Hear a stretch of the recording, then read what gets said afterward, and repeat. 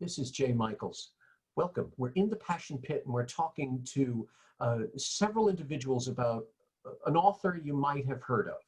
Let me describe that author for you. He had a grade school education. His children were illiterate. There is no record of any writings after he passed away. He gave his wife, who should have gotten a library, his second best bed.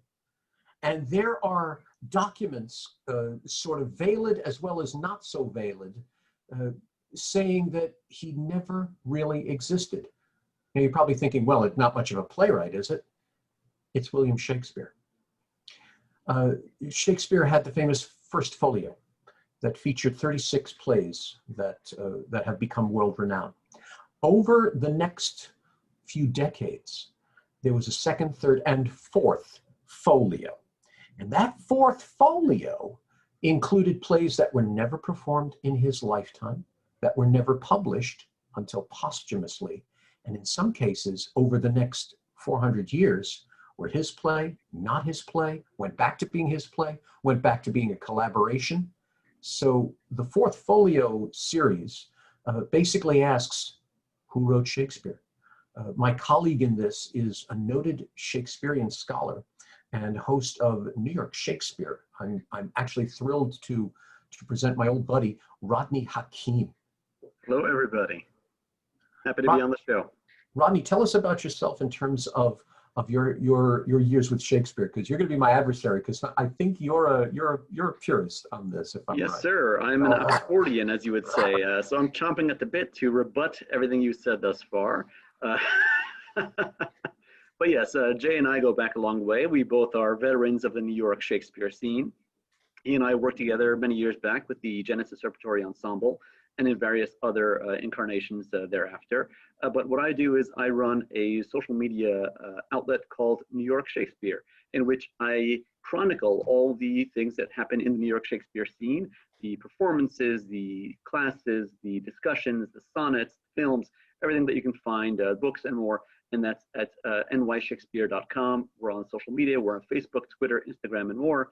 And you can see one of the discussions that I had on our online chat show, our online interview show, in which I chat with good old Jay Michaels right over here in one of our recent episodes. You can find that on our Instagram page.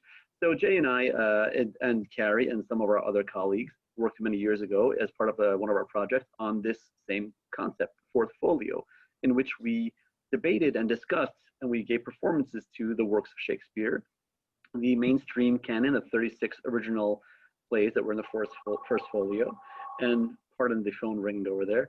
And in addition to that, we also had the Apocrypha. And for those who might not be aware, the Apocrypha is a segment of plays that are questionable as to whether they were Shakespeare or whether they were some other writers of that period, or in some cases, perhaps a collaboration of Shakespeare and another writer. So we performed some of those plays, and we asked the audience the question that Jay has posed here is, are these plays the plays of Shakespeare? And deeper than that, was Shakespeare really Shakespeare? So we'll try to delve into those questions in this online series, starting with tonight's discussion about Pericles, being performed by Carrie, Isaacman, and the Shakespeare Sports Theater Company. Pericles was rather fascinating to me, because as I was looking up some of the history of it, it was not printed in the First Folio. So there's mystery number one.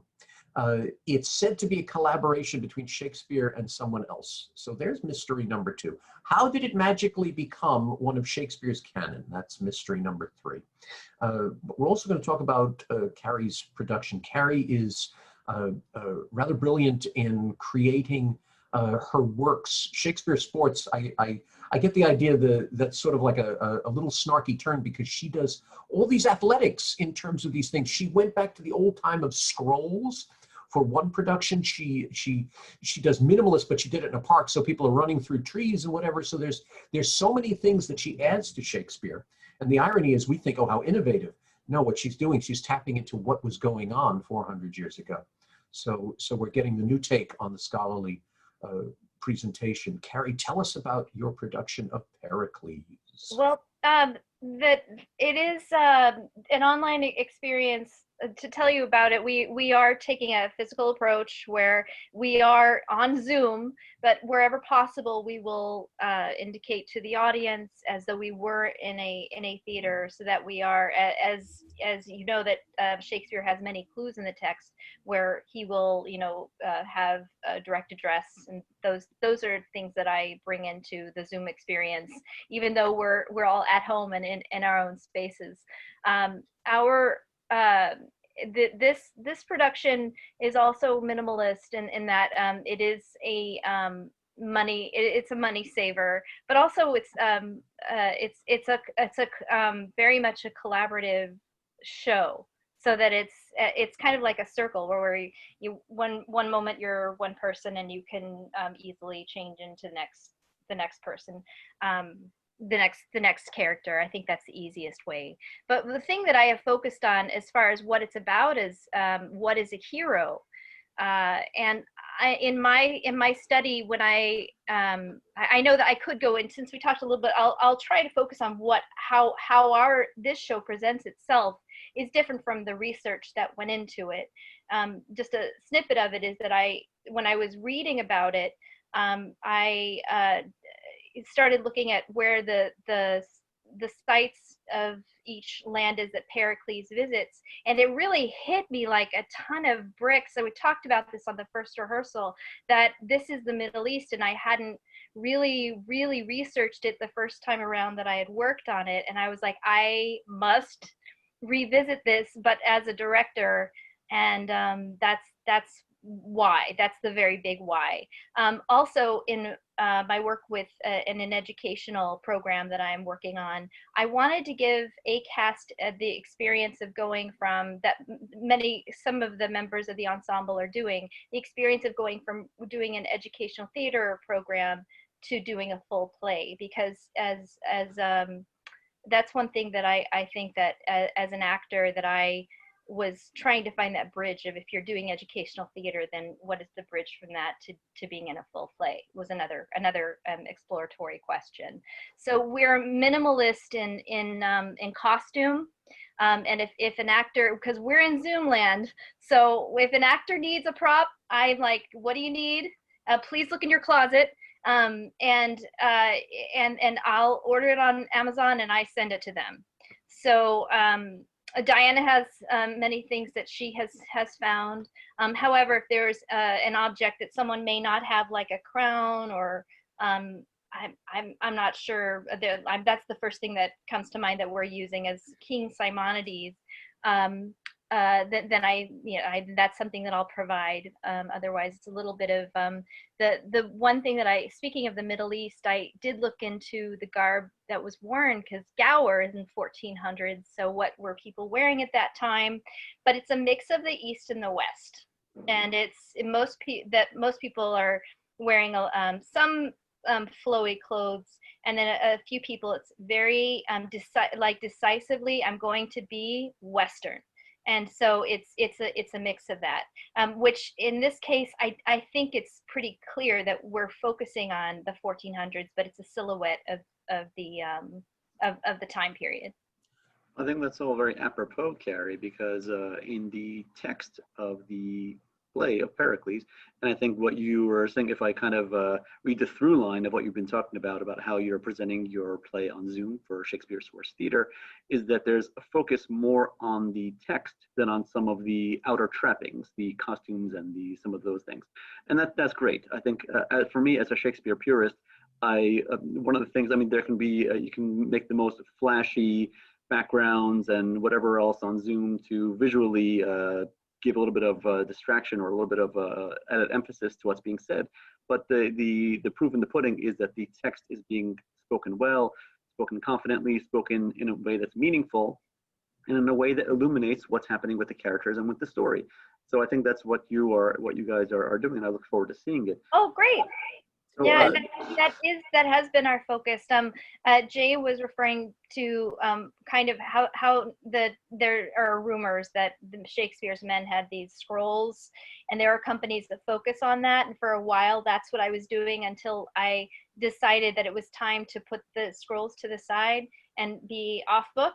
And so with that, though we have our scripts, but I've encouraged everyone to get to know that the scripts are just very gently, they're hidden to the side. So we are very well just about off book, but no scrolls, unless it's a letter. So we have minimalist props and things, but yes, we definitely go into the text where it's First Folio based, so that it's taking. Can we throw this over to one of your performers who's with us tonight, Diana? Diana Nam, can you join us? And why don't you tell us a little bit about yourself and about what the production of Pericles has been like thus far in terms of preparing for it, and what you anticipate with the production coming up on October 11th. First of all, thank you, Jay. Thank you, Rodney. And thank you so much, Carrie, for actually giving me the opportunity to be here today. It has been really interesting to actually play through Zoom. It has been, we had funny, frustrating moments between, getting the hang of the new technology on how actually to perform play online. But it has been fun. We have a fantastic cast, like amazingly talented people that really gets the best out of you. As Pericles itself, it's I gotta tell you, this is my first Shakespearean experience for me. So it has been so much fun. I grew to appreciate it more, especially through quarantine and the lockdown. There's not much to do, so you get to explore Shakespeare, the sonnets, the plays, and everything.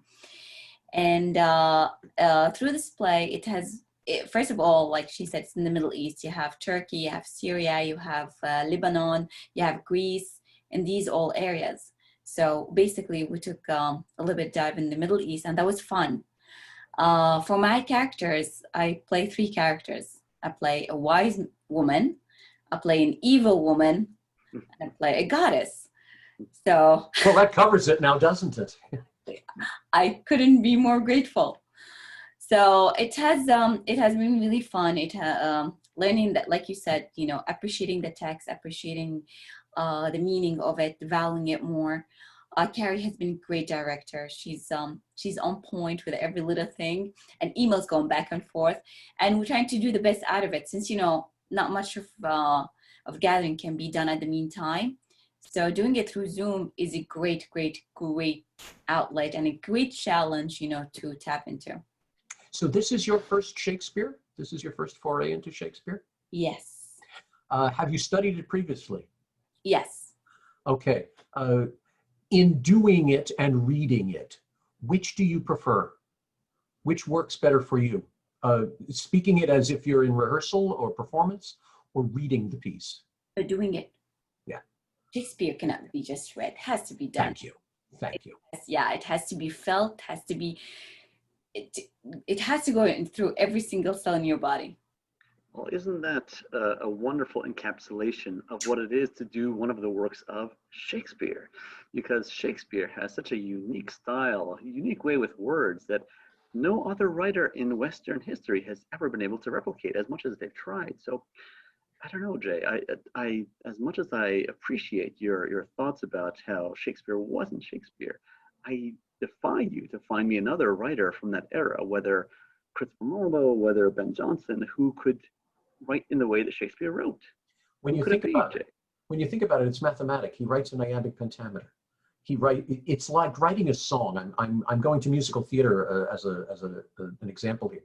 In Gypsy, Julie Stein was exhausted and could not write Ethel Merman's last song for it. He just said, I simply can't do another song.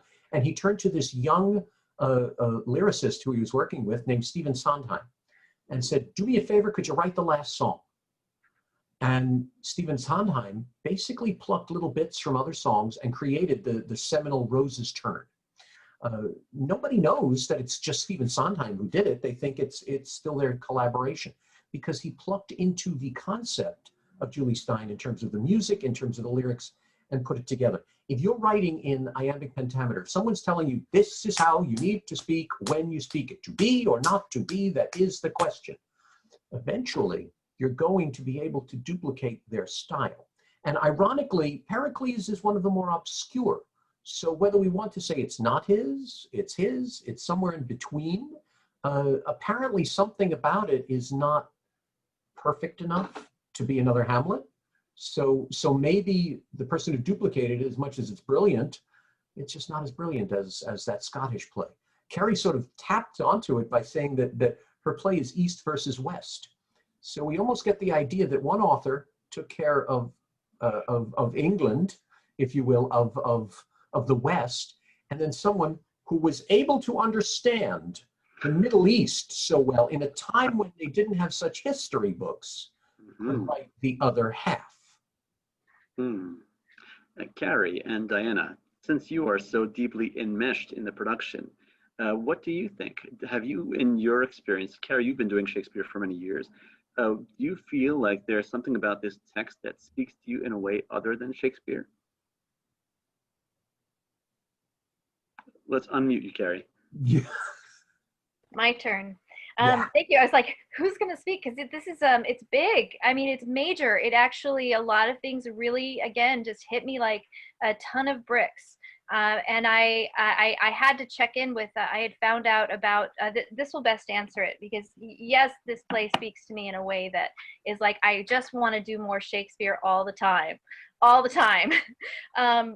this play I had found out about through a Facebook group that I'm on. This professor who had been at CUNY recently who was teaching students in Turkey about, this is probably a good thing to share about, I had to check in, like, what is this Gower, this West person, this 14th century poet who is looking at, it's like reality show, you know, it's like, this is what I think it is. And then the scenes that Shakespeare wrote of, no, this is what it is. So I'm getting chills. Gower has become, through this process, I gained a lot more interest in the structure of the play for that reason, I think. But I checked in with this professor in Turkey who was giving a talk in Turkey, had been here at CUNY, and I asked him, is this right? Because he's in Turkey, and he said, yes, and buy this book. So he said, buy Shakespeare and the Greeks, Bloomsbury. So I have ordered it. It is on its way, because if he's going to offer advice, I'm going to buy the book. But but that's, yeah, it's my viewpoint. We have not done it as reality show. That might be another take, that if it's on stage next year when things open, hopefully, or maybe outside, is why not? It's reality show versus what it is, you know, something very Western. But then it's, do you do it in a modern looking back, or does it modern for both parts of it? Of Gower is the West, and everything else is East. You know what's so funny? I had always thought to do Timon of Athens as a reality show or a quiz show, because it's about someone who inherits this money. It's he gets money, he loses money, he gets money. Yeah. So I almost saw it being this reality show with a prize somewhere. Yeah. There are, I could, although that is another, I have to look at the, that's right, I was going to look at other plays that I had thought of as being reality shows as well, but that they are Shakespeare, and the topic is Fourth Folio. So I guess as far as knowing who the writers are of Timon of Athens, I have to look at it. That's, I guess you would know better than me, and I don't want to make any guesses, so, because we're live on the air, but I'll let's get back into the issue, Carrie, Jay, Diana, of East versus West, of all the many travels that the character Pericles undertakes in this late romance. And I think before we kind of delve into the specific locations that Pericles goes to and some of the things that occur on his journey, let's just look at this play in the context of Shakespeare's overall works. So you have your comedies, you have your tragedies, you have your histories, and then you have your romances. In the later phases of Shakespeare's career, the majority of his output was these romances. There is Pericles that we're talking about tonight. There is Cymbeline, there is The Winter's Tale, there is The Tempest. And all of those plays share a lot of characteristics. The character lost at sea, there's a journey, there's ventures to different lands, there's all sorts of characters, there's in many cases an interaction with a god or a goddess of some kind, and then ultimately there's a redemption.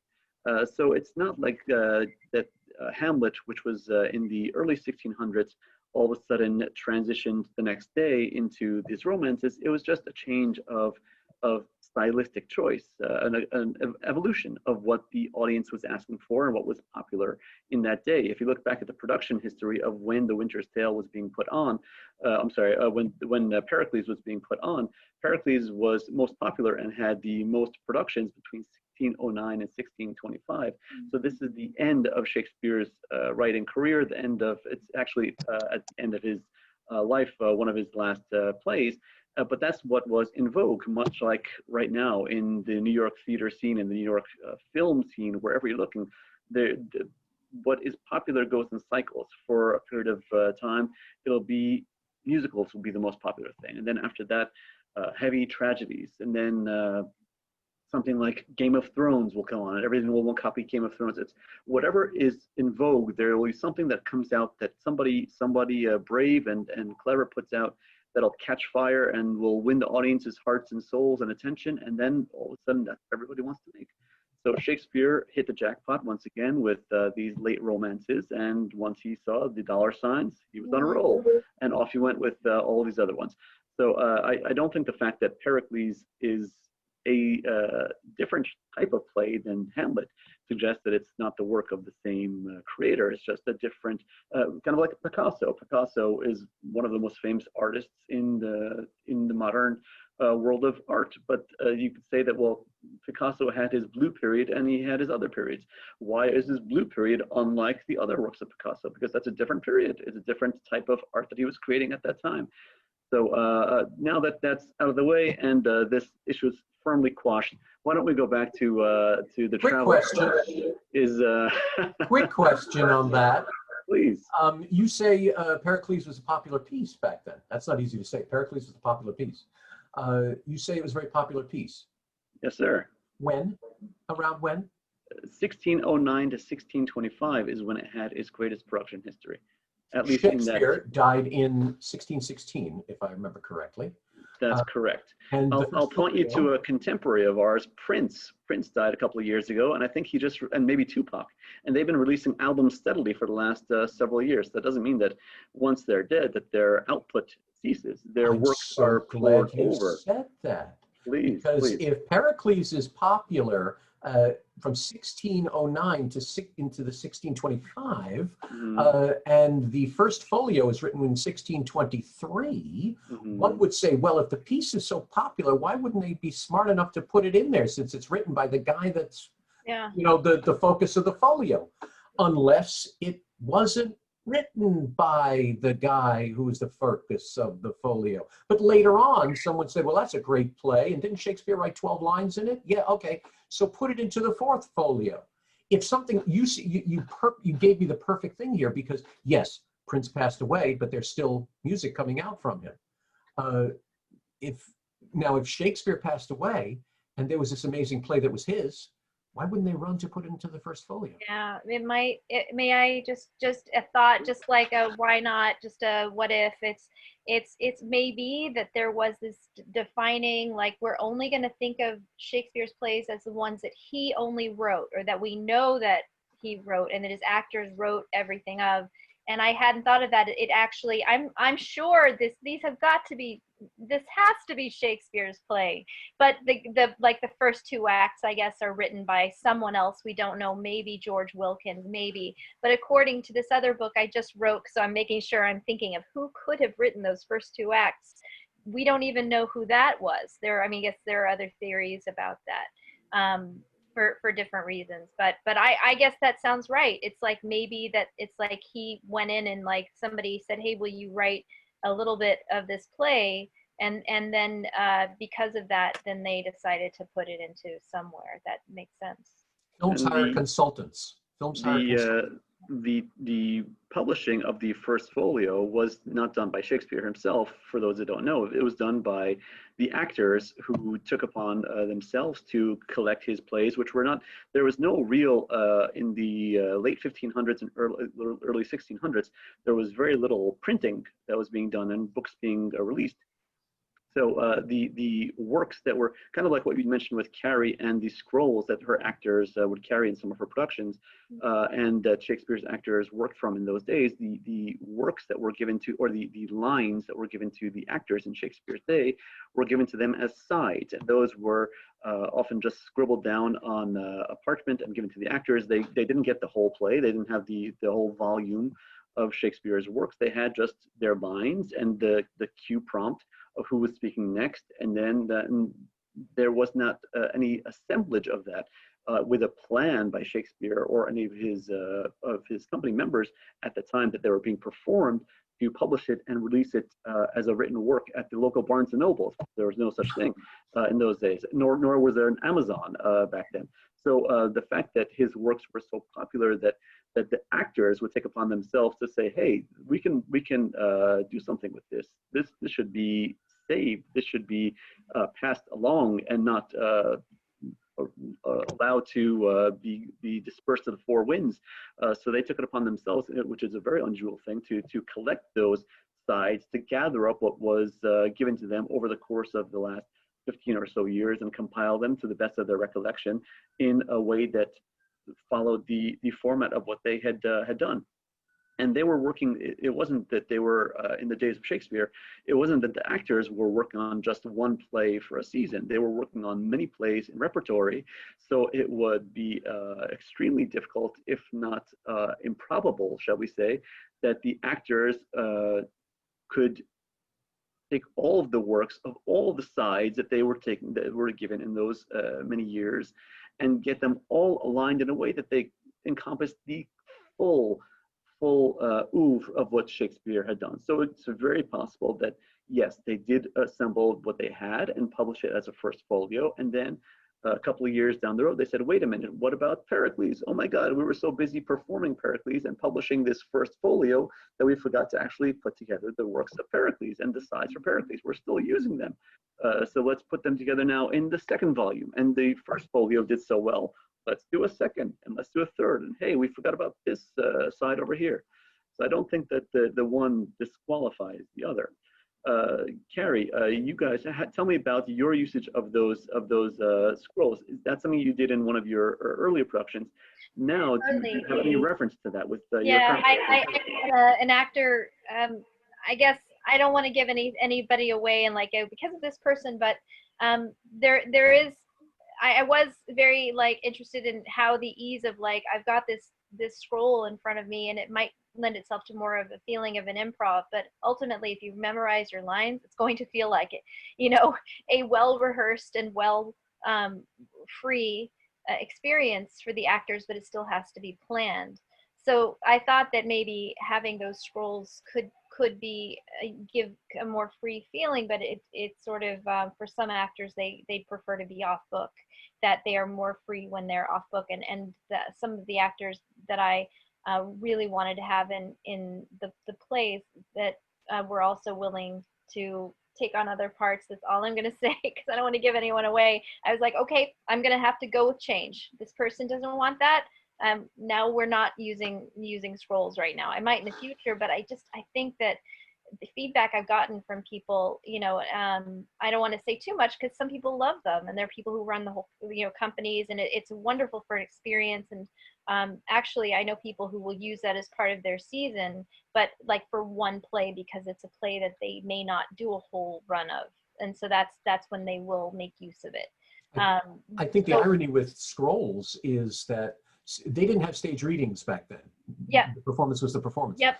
So today we're almost fooling the audience a bit by saying, okay, you're now sitting through a play or a stage reading. Because same with actors, it becomes their crutch. It's like you can't go all the way. It is that line. And the thing is you can learn so much from it, because certainly with folks who do unrehearsed Shakespeare, you want to have people in there who really know and are committed to first folio, like, I love the punctuation and it's going to tell me what to do, and I'm going to stand up now and love that colon.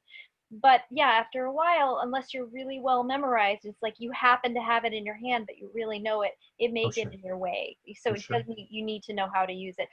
And also this one company that I know, and since I'm not like speaking on their behalf or anything, I won't say who they are, but I'm studying with them. But that the director of one had said that, you know, it's a wonderful way. You can also think about how to get the audience involved. So then it's like, you know, Rocky Horror Picture Show and Shakespeare. Oh. No, not really. But you know, audience, that's a production scheme. That's a production scheme. Carrie, we referenced before some of the journeys that Pericles takes. Why don't you tell us? You did a lot of research about Pericles' journey and the different stops that he made and some of the dialects of the languages that are spoken. Why don't you talk about that a little bit? Well, I know we were going to talk about that yesterday, and I went off because I love voice and speech, and anyway. But what I should do is I'm wondering about I wish I had my list of the dialects because did you want me to talk about what we had talked about separately, which was that I had been studying dialects just from a speech master that I was studying with, and he asked me, you know, find some world dialects. So I started studying South Africa actually, and then that led me to thinking about, well, you know, the Middle East because it's the Middle East. And then I started becoming so interested, and there's one way is you can go and can look at recordings that are out there, or you can go do interviews. And so I started doing interviews, and became interested in history of our most recent politics, and I think I'll leave it at that. As a way to then I started thinking about how well, frankly, I'm not a speech master, and reasons why that is that I'm just not a speech master, and some people are. And I thought, well, gosh, you know, studying the Middle East is very personal. I'm not super religious, but it is kind of, you know, if I happen to go to a synagogue and I'm also not super religious, my neighbors are in the Middle East, and it's very important to me to get to know who my neighbors are. And that's why it was interesting to me. I've never been to Israel or any of that. And then I realized, light bulb, I have worked on the Middle East. I did Pericles, and it was my thesis for my performance. It was like going backwards. It was like, oh my gosh, I cannot believe this never, you know. So then I thought I must integrate the actual culture, a more modern approach, a more holistic approach to working on the play. And so we are not using dialects in this play. Everyone has their speaking, and that's what we're doing. So, but as far as the lands are, we are in different lands, and you know, Antioch is Syria. And I was like, Syria, and like, you know, there are many other questions that come up about the ethics of Antioch. And did he really mean, you know, it was a real riddle really about that? And I think it's really more political and more symbolic because it's easier to swallow, you know, him being kind of a really bad king. I'll put it that way. Mm-hmm. When you do the full production of this, it seems like you have a whole arsenal of things to add to it now, which is great. I do, and I have to say that, as you know, we're going to be, what's still planned, we still have the Hamlet booked in a year, thankfully, and I have someone who's overseeing that because there have been some changes at the Clemente. If I can figure out a way to fundraise, now I really would like to add to that, like Pericles, but I don't want to say it too often or too much, because what if it's, you know, I don't want to say that to people and then not follow through. But say it out loud. Okay, yeah, that helps to manifest, right? Diana, I want to put you on the spot for a second. Two things. Firstly, as an actress, I want to go back something that Rodney had said about the actors creating Shakespeare's First Folio. As an actor, if you're going to put together the plays of your great master, would you leave anything out? Would you say, I'm busy doing this, so we'll do it in the second printing? Or would you just adore every play and you would stop the presses just to make sure, even if you had half that play ready, to put it in there? I'll go all for it. I'll go for it the way that it is. You put it in whatever, as long as it's there. Exactly. Okay.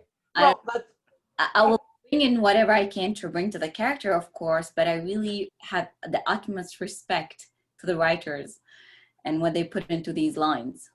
there you go. So that's one way of putting you on the spot. Thank you. The second thing, before we, I was about to say roll tape, but that shows my age. All I did was click a button and we're recording. Carrie was nice enough to say that you did some research on this project, on the Shakespeare conspiracy. Am I wrong in that? No, it's not totally wrong and it's not totally correct, because I'm very interested about geography, because I'm Middle Eastern. So I really wanted to know where this is coming from. So I really What is your background, Diana? I'm actually Jordanian Egyptian. I've Okay, never go ahead. asked, because it's this question like, I can't ask, so I'm really glad you're telling me now. But I think it's very fitting that I was going to ask if you are using your accent, which you have a very delightful accent, to represent a certain location in Pericles. It was not intentional. I was trying to get rid of my accent for a while. No, keep it fantastic. It's a great bonus, perfect for this production. But working on Pericles per se, the fact that it was capturing all these areas like Syria, Lebanon, Turkey, it's really interesting. And like Carrie said, it's symbolic about the relationship between the father and the daughter, because that's really not common in that era, especially in the Middle East. The Ottoman Empire had a really big grip around the region in this time, and it was run by a Muslim rules. So this is not acceptable. But Shakespeare is fanatic, and he goes all the way, and it's amazing, and he goes for all the taboos. So thinking about it, actually, yes, it is symbolic. It wouldn't have happened. It's impossible for this to be happening. But the fact it's a fantasy and it's from Shakespeare brilliance and imagination makes it really big deal, and it is a big deal. And one thing also about Shakespeare, that he actually really did not travel much around. So the fact that he was able to capture all these countries and all these plays from different places is amazing. And also, speaking of Turkey now, if you happen to go to Turkey, Turkey represents the West and the East. They actually have a bridge that actually represent the West and the East, where you can go across to an area that's more of Eastern look and an area of more of Western look. So it's perfectly done. Gee, isn't it interesting? How did somebody who didn't travel that much know so much about a land that was draped in mystery back then as well?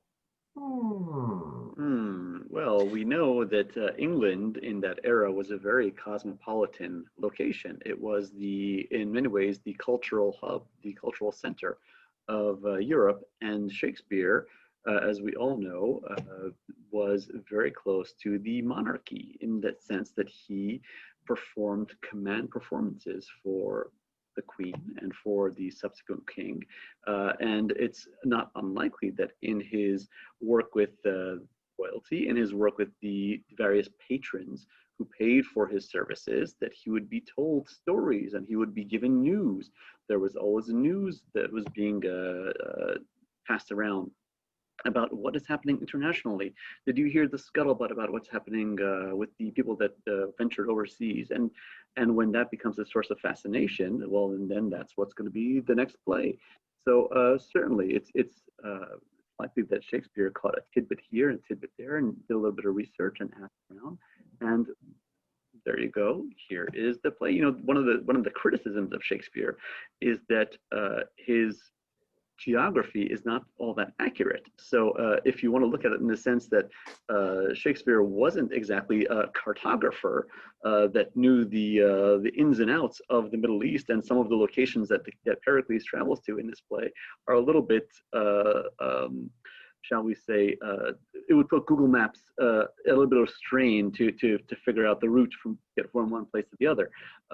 So to say that he couldn't look on a map and say, well, wouldn't it be interesting if the character went to Turkey and from there to Syria, and from there to wherever?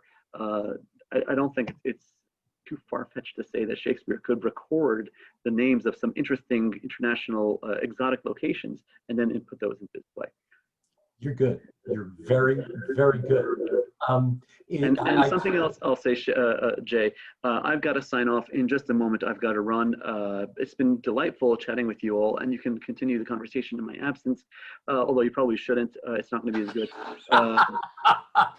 I will say something that I'm going to say to you all, to whoever is watching this, and about Shakespeare and the assembling of the First Folio, is that Shakespeare knew something, a core principle about theater, about art. Always leave them wanting more. And that's where I will leave you all tonight. So thank you. Round two, Hakim. Round two is coming, Hakim. We will see. Carrie, Diana, good luck with your production. I'll definitely be watching. We'll be covering it on New York Shakespeare Day. It's a pleasure. I enjoy our duels, our battles of wits, and I look forward to the next one. For sure. Have a good night, everyone. Thank you. Thank you all. Wow. I'm so glad to have included more of the research, and I guess everyone's signing off, and I should get going to continue my schedule. But the quick thing I just wanted to say, he's not here to rebut me, but okay, so maybe Shakespeare consulted with some people who gave him information, or maybe Shakespeare turned to someone who was in the Middle East and said, here, write this passage for me. It's the same sort of situation. Yeah, you have to wonder what that was kind of. I mean, was it because it was so new? Was it risky? Completely. Oh Completely. my gosh. Diana, I'm going to ask you one final question. Because you are new to performing Shakespeare, you've studied it and you're new to performing Shakespeare. So when you read this play, and you've had to read it over and over and over again, did it sound like one play, or did it sound like two? No, it sounded like one play. One play, that one author wrote it? Yes. I don't know. It really made sense. It was connected. I didn't feel off about it. Okay. Okay. You've done a marvelous job making me go, could it be? But sorry, I'm still my skeptic. Carrie, any final words that you'd like to share with us about Pericles, about your research, about things like that? We're all looking forward to seeing it for sure. I feel like now we need to email to everyone in the cast, like, I've enjoyed this so much that now I want to think about trying to figure out how to do this next year. So now you've got me like, wanting to put that out there. And this is probably I'm just really glad to be working on it during this time where things are restricted also, different topics. I want to congratulate you. I want to congratulate both of you. I don't care who wrote the plays. They are these brilliant works of art that whoever wrote them was very clairvoyant. Back then, the Jew, the Middle Easterner, the African American, the woman, these were all downtrodden people. And Marlowe's The Jew of Malta is an example of a propaganda piece. But Shakespeare was clairvoyant enough that, okay, Shylock is a villain, but his monologue about if you prick us, do we not bleed? If you tickle us, do we not laugh? He's being clairvoyant and saying one day the Jewish individual is going to be respected. Othello, for whatever you may say about the character's jealousy, was still a great warrior and a noble man with a good heart. So again, he's saying the African Americans are to be honored. In Titus Andronicus and in so many others, there's the Moor or the Middle Eastern character. And again, these are brave, valiant people when in a time when they weren't supposed to be. So I think whoever wrote this was truly brilliant to know how to keep these plays eternal. And I want to congratulate you. You through thick and thin, through rain and snow, and literally because you were outside for one of your shows, for several of your shows, every kind of thing, you are keeping Shakespeare alive in the purest sense. Thank you. You're not the public theater where we have to spend a lot of money or stand online forever. You are handing it to the people just as Shakespeare did. And you want to be praised. That, right? No, I'm not comparing myself. Thank you.